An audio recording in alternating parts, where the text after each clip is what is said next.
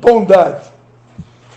Quem aqui nunca viu a frase, né? Deus é bom, o tempo todo Deus é bom, né? Então Deus é bom. A bondade de Deus é o atributo em razão do qual ele concede a vida e outras bênçãos às suas criaturas. Salmo de número 25, versículo... vou abrir Mateus 5,45, está mais perto aqui. Mateus 5,45. Para que sejais filhos do vosso Pai que está nos céus. Ele faz que o seu sol se levante sobre maus e bons e envia chuva sobre justos e injustos. Amém? Então, a chuva vem sobre o justo e o injusto. O sol, eu já devo ter falado aqui, se eu não falei aqui, foi uma das últimas pregações minhas, né? Lá em Canelinha, esse mês eu preguei 2 vezes na igreja dos meus pais, e um dos textos que Deus me deu num determinado culto que eu preguei foi o texto de Eclesiastes 9, né? Que diz que tudo sucede igualmente a todos. O mesmo sucede ao justo e ao ímpio, ao bom e ao mau, ao puro e ao impuro. Assim o que sacrifica como o que não sacrifica. O bom como o pecador, o que jura como o que teme o juramento. Então, o fato de a gente servir a Deus não nos torna isento da chuva e de todos os outros acontecimentos do planeta, né? Mas Deus continua sendo bom. Tudo quanto Deus criou originalmente é bom. Uma extensão da sua própria natureza. Gênesis 1:4, Gênesis 1:10, Gênesis 1:12, Gênesis 1:18, Gênesis 1:21, 1:25 e 1:31. Né? Aqui, quando Deus criou o mundo, sempre que ele terminava de fazer algo, ele percebia que era bom. Isso é bom, né? Então, quando ele termina de dizer tudo, né, de criar tudo, né, no versículo 31, viu Deus tudo o que tinha feito e que era muito bom. E houve tarde, manhã e o 6º dia. Por que o que Deus fez, ele mesmo constatou que era muito bom? Porque ele, sendo um Deus bom, ele não ia criar uma coisa ruim, né? Embora que Satanás tenha sido criado por ele também, mas em primeira instância, quando foi criado, não era mal. Ele era um anjo de luz, né? Ele se tornou Satanás, né? Ele era um anjo de luz. Deus não faz nada, e prova que Deus não faz nada mal. Deus criou um anjo que era bom também, mas que se tornou mal, né? Porque quis usurpar o trono de Deus, né? Eu tenho para mim que, embora a Bíblia diga que o amor ao dinheiro é a raiz de todos os males, o orgulho, a altivez de espírito, o desejo de se tornar independente de Deus, caminha lado a lado com o amor ao dinheiro. São 2 coisas um pouco diferentes, mas elas andam lado a lado, caminham lado a lado. Então, embora isso não esteja explícito na Bíblia, eu me atreveria a dizer também que o orgulho é a raiz de todo mal, juntamente com o amor ao dinheiro. Porque o amor ao dinheiro pode me tornar independente de Deus, né? Porque se eu amo dinheiro, porque eu quero ter muito dinheiro, quero ficar rico, quero ficar poderoso, e isso pode me tornar independente, né? Porque se eu sou muito poderoso, para que eu quero Deus, né? Se eu sou todo poderoso, cheio da grana e tal, né? O meu dinheiro resolve tudo, né? Até chegar uma doença grave, né? E a independência e o orgulho é a mesma coisa, né? O efeito do dinheiro, que o dinheiro pode levar, vai causar o orgulho, vai causar a independência, né? Que são a mesma coisa. Então é muito perigoso, né? E Deus é o oposto disso, né? Jesus era manso e humilde de coração, né? Ele era o oposto. Então Deus não faz nada mal, né? Tudo que ele faz é bom, porque ele é bom. Ele cuida até dos ímpios, né? Como a gente viu ali, né? Deus é bom principalmente para os seus, que o invocam em verdade. Salmo 145. Opa.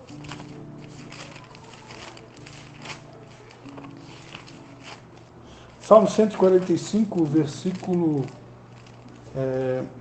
18 ao 20. Vai dizer: perto está o Senhor de todos os que o invocam em verdade. Ele cumpre o desejo dos que o temem, ouve o seu clamor e o salva. O Senhor guarda todos os que o amam, mas todos os ímpios serão destruídos. Aí veio no meu coração aqui um texto clássico aqui da Bíblia, que é Romanos 5, né, que diz, a partir do versículo 8, né, Romanos 5, 8, que Deus prova o seu amor para conosco em que Cristo morreu por nós, sendo nós ainda pecadores. Logo, muito mais agora, sendo justificados pelo seu sangue, seremos por ele salvos da ira. Aqui fica claro que Deus ele prova o amor dele para conosco, enquanto a gente ainda era pecador, ele enviou Jesus para morrer no nosso lugar, quando a gente era pecador. Aí ele continua dizendo, logo muito mais agora que eu fui justificado pelo sangue, né? Se Deus já me amava quando eu estava no pecado, quanto mais agora que eu me tornei um filho obediente, um filho que foge do pecado. Está dando para entender? Deus já me amava quando eu estava lá todo torto no mundão. Agora muito mais, porque agora eu fui justificado pelo sangue dele, agora estou seguindo o caminho dele. E aqui diz uma coisa interessante, diz que nós seremos salvos da ira, né? Então há teólogos escatologistas que afirmam que essas palavras relacionadas à palavra ira, muitas vezes ela está associada ao período da tribulação, da grande tribulação que nós vamos ter aqui na Terra. Então, muitos escatologistas acreditam que nós não vamos passar pela grande tribulação, porque se nós agora formos justificados e nós seremos salvos da ira, então eles entendem que nós não vamos passar pela grande tribulação. A tribulação não é para nós, porque nós já fomos justificados, Deus agora nos ama no outro nível, né? E Ele não vai permitir que a gente passe por isso. Há alguns escatologistas que acreditam, né, que vamos passar pela tribulação. É uma discussão teológica, né? E tem aqueles também que acreditam no arrebatamento pós-tribulação, né, que são 3 teorias, né? Eu, particularmente, continuo crendo que nós não vamos passar, né? Continuo crendo que a gente vai ser arrebatado antes. Mas isso é uma briga de gigantes, como disse a Cris aqui, né? O importante é a gente perseverar, né? Vamos perseverar. O importante é a gente subir. Eu acredito que a gente está vivendo o princípio das dores, né? A gente falou aqui quando eu preguei aqui, né? Mas, enfim, está tudo na mão de Deus. O que tiver para acontecer, vai acontecer. A gente tem que estar preparado, né? Para tudo, né? Amor. Será que Deus é amor? Alguém aqui já ouviu falar que Deus é amor?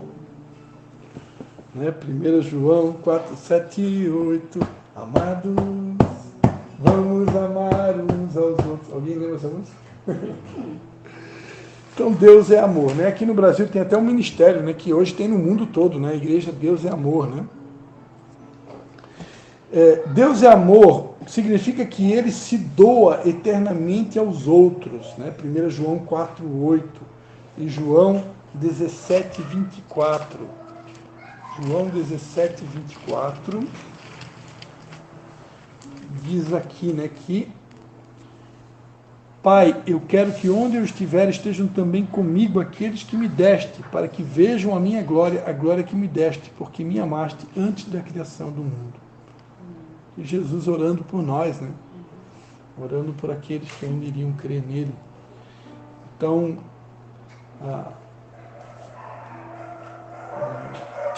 uma demonstração do amor dele, né? Deus ama a todos. Mateus 5,45.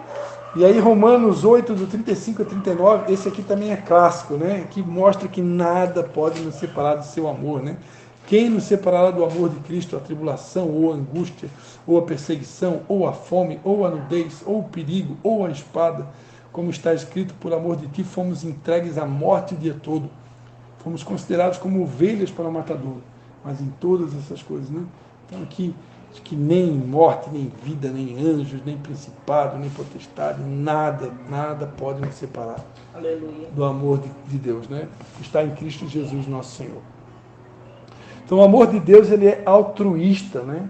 É um amor que abraça, é um amor que se compadece, é um amor que é cheio de misericórdia, né?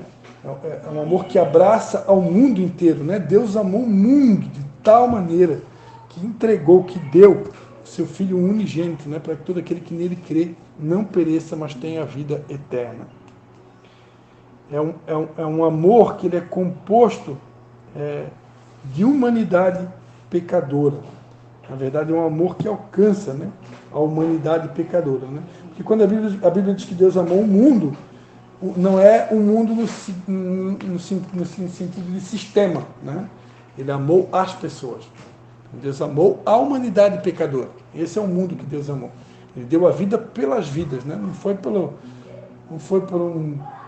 territórios. Né? O ser humano briga por territórios, né? Se mata por territórios. E não foi por territórios que Deus deu a vida. Jesus morreu por vidas, por pessoas. Né? A manifestação principal de seu amor foi a de enviar o seu único filho, Jesus, para morrer em lugar dos pecadores. 1 João 4, 9 e 10. Além disso, Deus tem amor paternal, especial àqueles que estão reconciliados com Ele e por meio de Jesus. João 16, 27.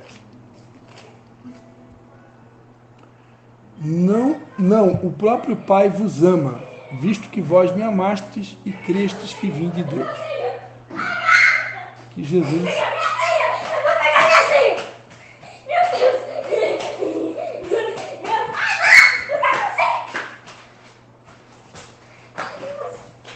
Que Jesus explicando que não é só ele que amava, mas o Pai amava também, né? Aqui Jesus revela o amor do Pai, né?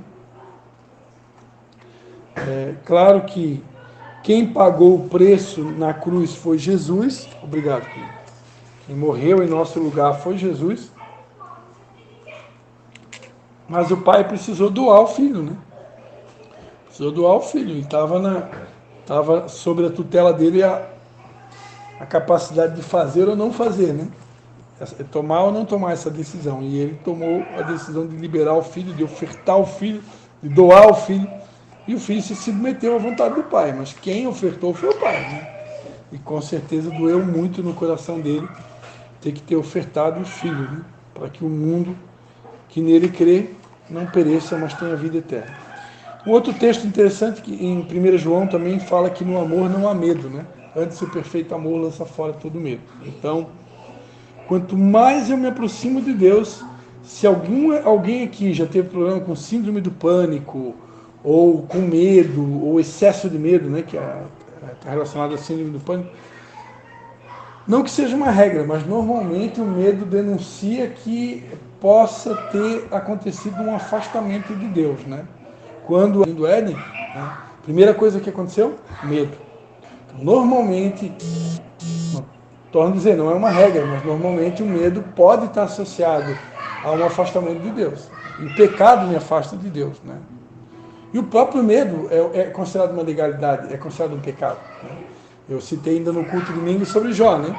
Que não tem como afirmar que Jó tinha brecha. Né? Qual foi a brecha de Jó? É um homem que era íntegro e temente a Deus, se desviava do mal, e aí Deus permitiu toda aquela catástrofe vir sobre a vida dele. Mas muitos afirmam que a brecha de Jó foi o medo. Por quê? Porque a Bíblia diz que o que eu mais temia me sobreveio. Então acredita-se que Jó tinha medo de ficar pobre, e porque ele tinha medo de ficar pobre, ele ficou. Né? Mas, ainda assim, a Bíblia diz que ele era um homem temente a Deus, se desviava do mal. Né? Tem um outro episódio na Bíblia, no Novo Testamento, que Jesus fala que aquele que teme não é aperfeiçoado no amor. Né?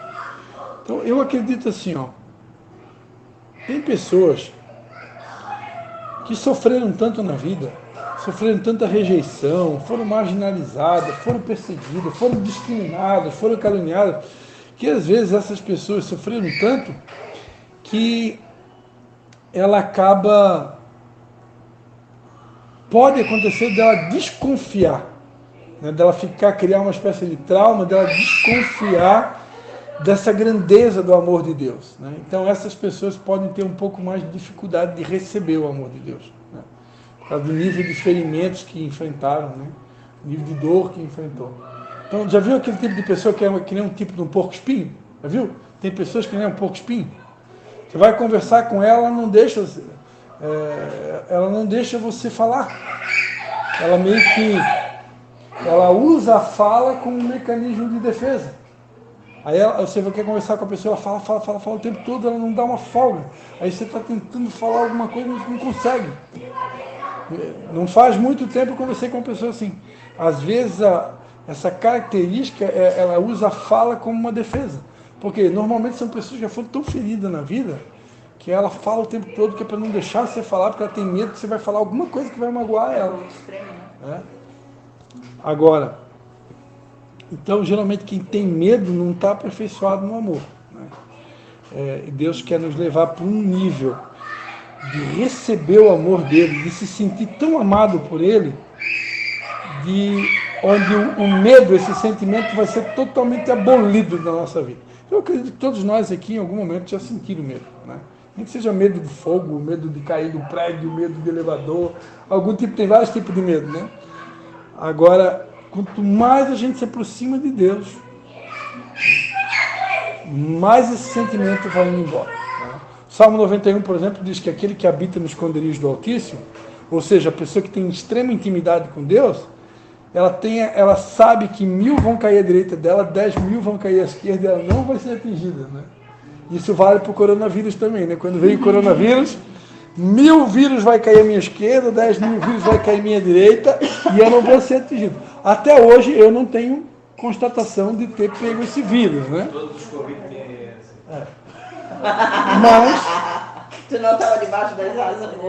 eu fiquei resfriado. Ficasse em cima das asas, assim, ó. Eu fiquei resfriado durante a coronavírus, então, durante o período da pandemia. Então não dá para dizer, né? Eu não cheguei a fazer o teste. Então pode ser que eu fiquei, não tenho certeza, né? Mas eu tinha essa fé, né? Que ele não ia me pegar.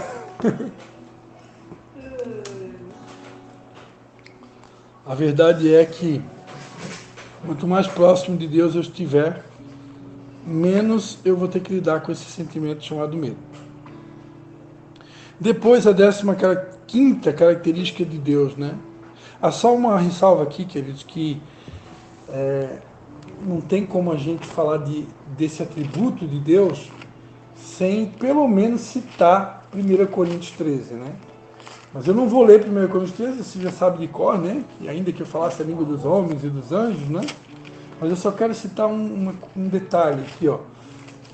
1 Coríntios 12, o apóstolo Paulo ele começa a falar sobre os dons, né? Os dons espirituais. E quando ele encerra o capítulo 12, ele fala o seguinte, ó. Portanto, procurai com zelo os melhores dons. E agora eu mostrarei um caminho mais excelente. E ele começa a falar, ainda que eu falasse a língua dos homens e dos anjos e não tivesse amor. Então, ele não chama o amor de dom. Ele chama o amor de um caminho mais excelente. Quem que é o caminho, a verdade e a vida? Né? Jesus é o caminho. Né? Então, Jesus ele também é o amor, assim como Deus é o amor. Né? Então, esse caminho mais excelente, ele está falando da própria essência de Deus. Então, o amor, ele não é um dom. O amor, ele é a própria essência de Deus. É algo que está no nível mais alto. Né? Então, só para ficar claro isso, que o amor, ele é não só um atributo, mas como eu diria que o amor, ele é a própria essência de Deus. Né? Deus é amor. Você não encontra outra definição na Bíblia para Deus.